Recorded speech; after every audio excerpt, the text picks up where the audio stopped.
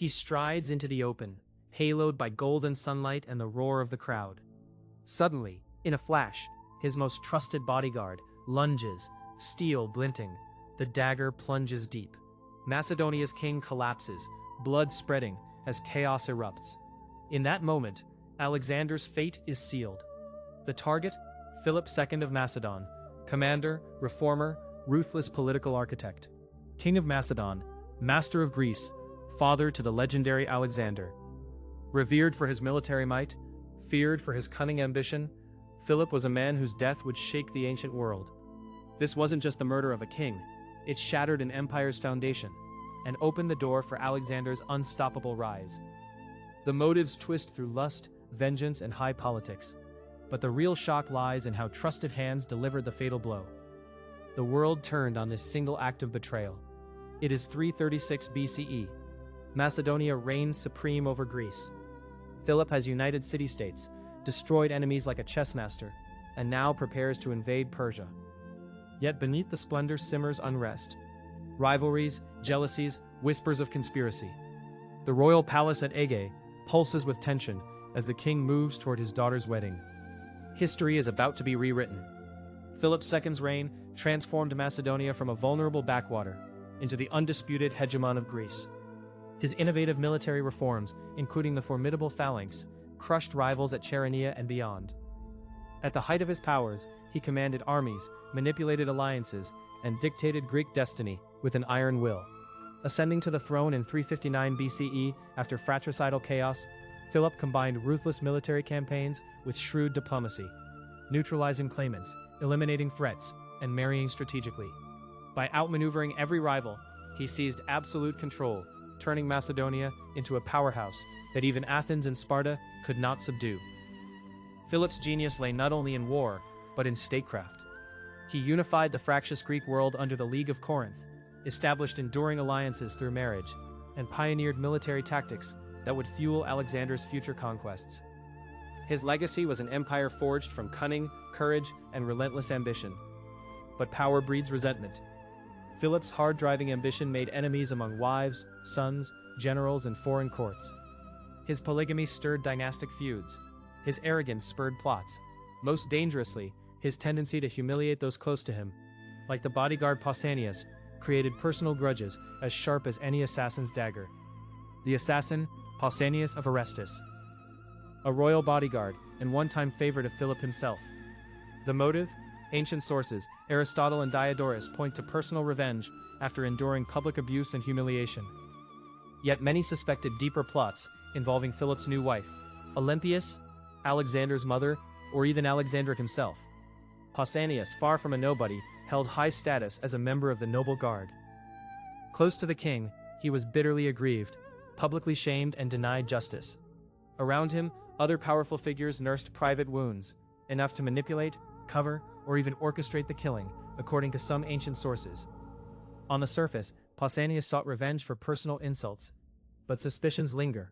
Was he simply a patsy in a wider conspiracy? Olympias had much to gain, smoothing her son's path to the throne. Some even whisper of Alexander's knowledge, with tacit approval, though the sources remain divided and the truth elusive. Pausanias exploited his privileged post. Royal events like the wedding at Aegae relaxed usual precautions. Smuggled blade concealed, Pausanias shadowed the king, waiting for a crowded, distracted moment, knowing Philip's trust made defenses weak. The betrayal came from within, the very definition of fatal loyalty. Philip enjoyed near absolute power, feared and admired in equal measure. But his web of alliances was brittle, his popularity masked deep-seated rivalries, and his new marriage created a succession crisis. Ironically, the more he seemed untouchable, the more enemies circled in his shadow. Normally, Philip was surrounded by heavily armed bodyguards, the somatophylax. But on this celebratory day, eager for public adulation, he dismissed his escort, allowing only his closest men beside him. Security protocols evaporated, offering Pausanias the brief window he needed. Philip faced powerful antagonists, spurned queens, ambitious princes, and courtiers with everything to gain. Whether or not a grand conspiracy existed, the palace was rife with factions, each capable of organizing murder if the opportunity arose. Philip's killer was no stranger, no distant rival. He was a trusted bodyguard. This was a murder built on intimate access and fatal trust. The predictable loyalty of inner circle turned to lethal betrayal. Regicidal drama was not new. The Greek world abounded with stories of tyrannicide, sometimes celebrated as virtue, sometimes punished as sacrilege. Yet the knife in the back at Aegae became the archetype of assassination from within, the insidious threat of those closest to power. There were omens and whispers, Philip's recklessness, mutterings of discontent, even public insults left to fester. Aristotle, a near contemporary, remarked on Pausanias' anger. Yet the king dismissed personal risk, confident, fatally so, in his security. It happened fast amid wedding celebration, crowded by onlookers, when invincibility lulled all caution. Philip's decision to walk unaccompanied, eager for applause, opened the door Pausanias alone could walk through. Some historians argue the plot began when Pausanias' pleas for redress were ignored. Whether acting solo or as a tool, he prepared long in advance, acquiring the knife, surveying routines, waiting for the right moment, perhaps aided by others with a vested interest in the king's fall. The morning of the wedding dawned with portents both grand and grim. Philip, in ceremonial white, maneuvered through the palace, speaking with generals, sharing last words with Alexander, accepting honors, and unknowingly moving closer to death. Friends and enemies both watched, some surely sensing the storm to come. Philip entered the theater for the royal procession, unarmed, followed by bodyguards, but for this brief parade, surrounded only by select attendants. Pausanias drifted into position, unnoticed among the familiar faces, blade hidden beneath his robes. As Philip stepped into the theater, basking in the crowd's adulation, Pausanias closed the distance, drew his dagger, and stabbed Philip, below the ribs, a wound that struck the heart. The king crumpled, blood streaming. The crowd erupted in chaos. His killer tried to flee. Philip, mortally wounded, is said to have recognized his killer as he fell, realizing too late that trust had murdered him. Pausanias was caught immediately by pursuing bodyguards and killed on the spot, ensuring he would never name other conspirators. In the hours after, confusion reigned. Pausanias' corpse was left as a warning, and Alexander, Philip's son, swiftly consolidated power. Olympias is rumored to have ordered further purges. Within days, the succession was decided. The kingdom braced for violent transition, as rumors of wider conspiracy fanned the flames of fear. According to Aristotle and Plutarch, Pausanias killed Philip principally for personal revenge and vendetta. Yet political motives swirled beneath. Removing Philip solved dynastic succession tensions, conveniently eliminating obstacles for Alexander and his powerful mother, Olympias. The dagger's edge carries its own bloody logic. A public stabbing, face to face, means humiliation for the victim, a message of personal vengeance, and burns the act into public memory. Such a method relies on close betrayals. The killer must be someone trusted enough to approach the king. Philip's fatal mistake was abandoning his guards and ignoring mounting grievances. Had he heeded warnings, investigated Pausanias' complaints, kept alert, or insisted on full escort during public events, the assassination might never have happened. Given the relaxed festival security and Pausanias' trusted post, the odds were overwhelmingly in the assassin's favor, perhaps 80-20, unless last-minute defenses intervened. The combination of opportunity and inside knowledge left Philip tragically exposed. The decisive elements: 1. Trust misplaced in a vengeful bodyguard. 2. Security protocols abandoned in pursuit of public adoration.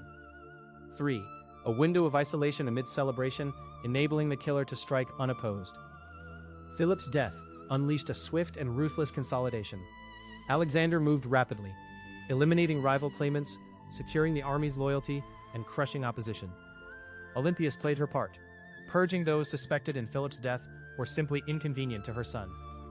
The Macedonian throne shifted from father to son in days, not months. In the following months, Alexander stamped out dissent brutally. Rivals were executed, power bases dismantled. The Greek city-states trembled, testing new boundaries, but Alexander asserted dominance, just as his father had intended, but now by his son's hand. Philip's assassination transformed global history. Alexander inherited not just a kingdom, but a war machine poised for conquest.